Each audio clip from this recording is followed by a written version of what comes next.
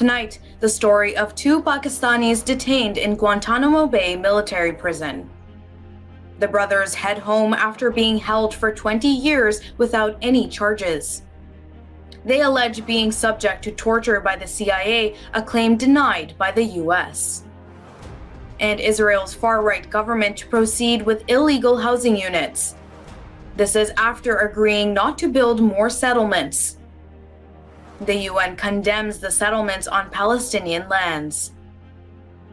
And a story for the youth told by the youth. So I really want to share that story and journey of the community organizers, and then so that the highs and lows and how they made this successful.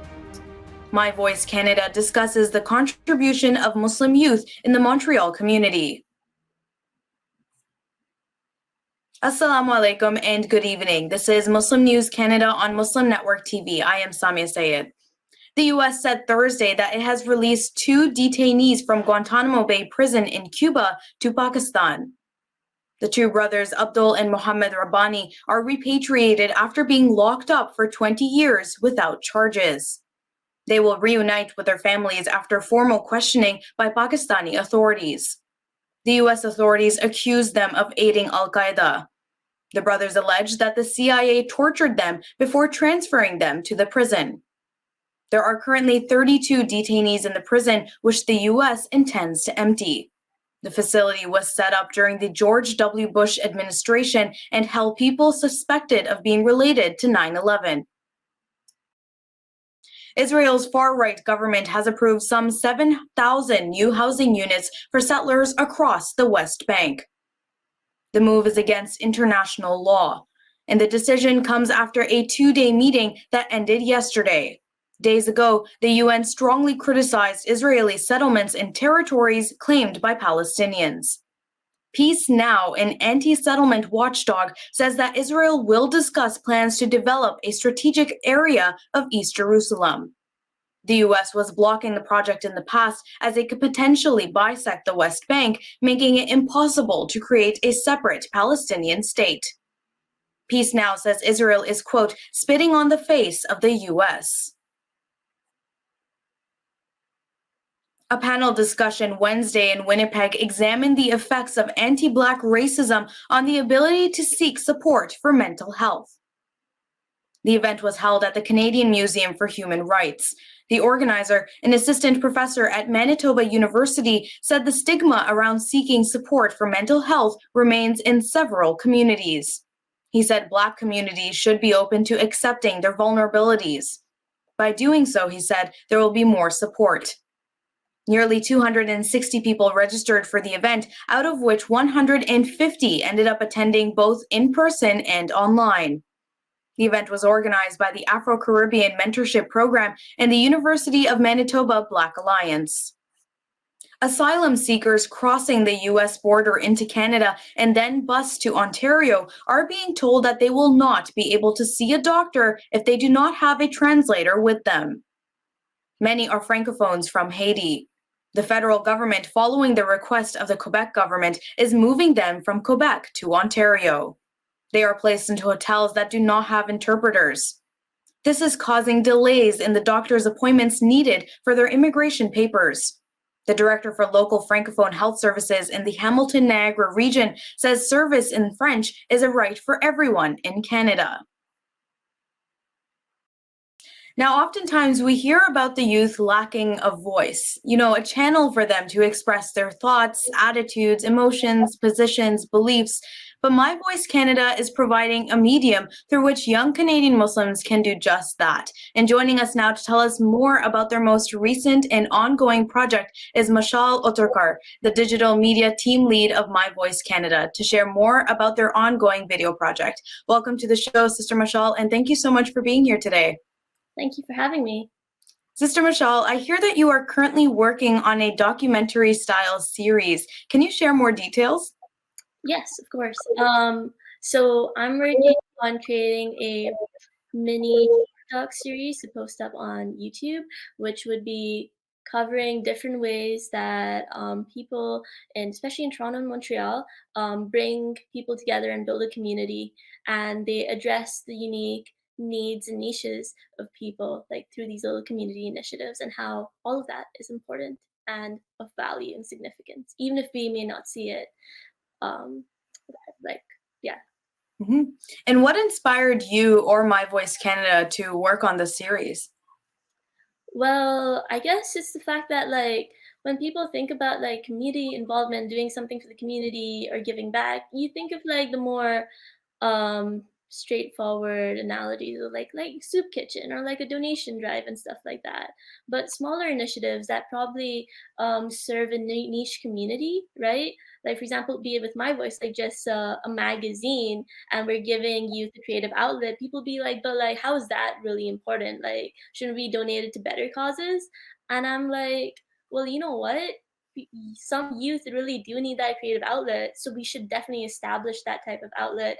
And um and because and even if those being impacted are just a few, like let's just say 5 or 10 members of our community, if we strengthen them, there's a ripple effect, and that will, and so their benefits will definitely, they'll definitely be able to give back to the community or society better. So we should definitely focus on like these niche ways, and yeah, niche ways of serving the community. Mhm. And why choose to capture the community in Toronto and Montreal specifically? Well, I'm from Toronto. I'm from Toronto, grew up there, and I found an amazing, vibrant community, and I keep finding more and more community initiatives, be it like Shoot for Peace or Smile, where like, again, each of these community organizations is serving youth in such unique ways, and you may not have even known that, oh, the community needed to be helped and in that way, and that there was a gap. And Montreal, well, I just moved here for university, and it's interesting, just with the French culture and like just the Muslimness, and seeing how like people build community based on that. It's cool to see that. So I want to capture that as well. Mhm. And to look at these communities, you said are the mix of cultures. You said you're looking specifically at certain niches.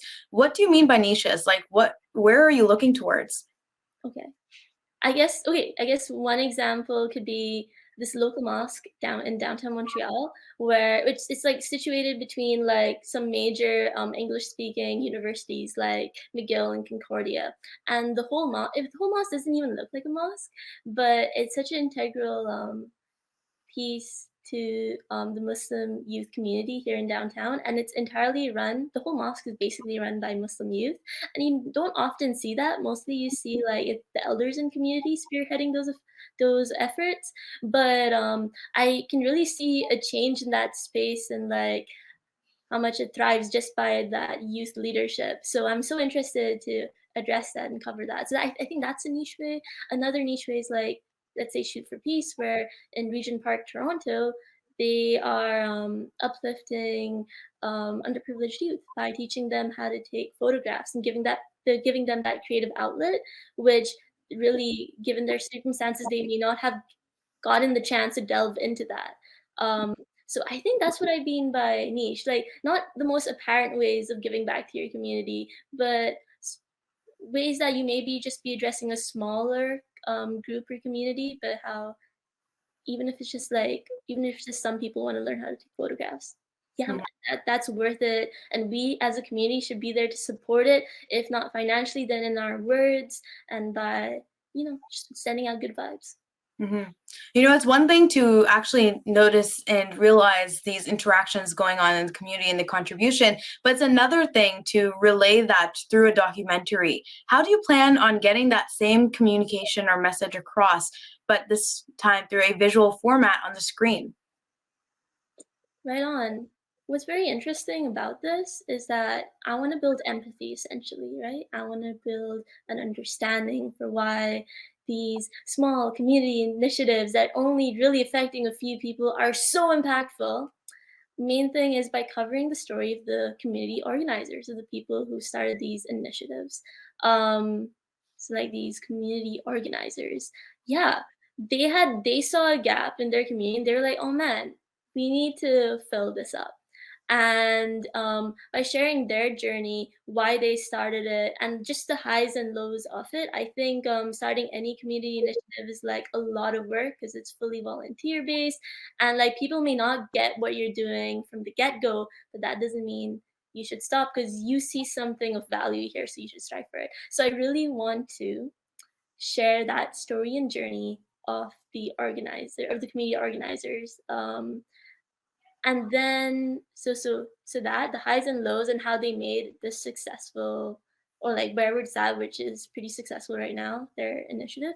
And then I also want to share the impact it's had on people who are part of the group or who attend these community events. So it'd be partly an interview of the organizers and partly that of people who are impacted by it. And let's see why, like, if it's the mosque, why do you youth keep coming back every Friday night to this mosque? Like, just let me know, please.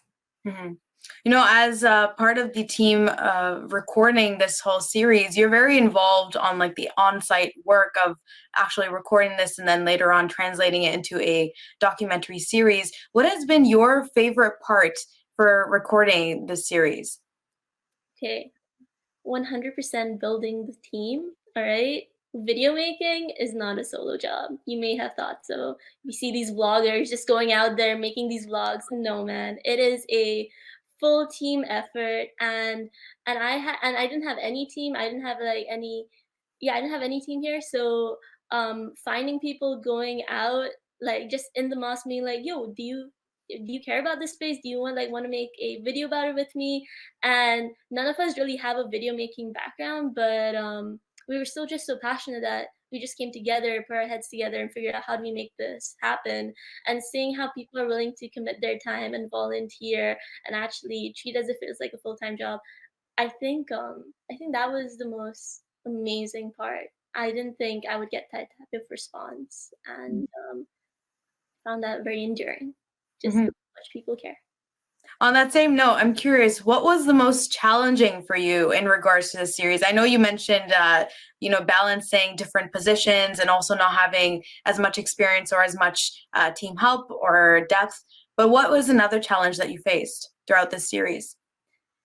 Yeah, well, in the beginning, I was trying to make this video without a team, and I realized that was not going to work out. So then I stopped everything and got a team, and after that, it's been a bit more smooth sailing. But I think, um, okay, even though I do have a few people on my team who have made videos and have made documentaries, they're still like youth and like 18 years old and stuff. So I guess proper mentorship sometimes is a bit of a gap. Like if we had that mentorship, things may have gone a bit. Things may could go a bit smoother and all. But Mhm. yeah, and with that mentorship, you'd also know like exactly what to expect with a video shoot and a day of filming. Because yeah, shooting is a lot of work. It's like there's like hours of prep time before like a 1 hour shoot where you put like 3 or 4 hours of effort in for just a 1 hour shoot and then you wrap up. Um, Mhm. so I So it guess more involves people of all ages and all experiences, and you're able to train the next people that are younger as well to maybe continue the series as you go. I know that you're still recording the series, but do you have any idea when the series will release? well, we're hoping to get our first episode out in summer, so stay tuned for that. Okay, well, thank you so much, Sister Mashal, and all the best for your project. We're very excited here at Muslim News Canada to take a look. Awesome, thank you. You are watching Muslim News Canada on Muslim Network TV. That's it from our Toronto studios tonight. Make sure to like, share, and subscribe to our channel for more Canadian Muslim content. Stay safe, and until next time.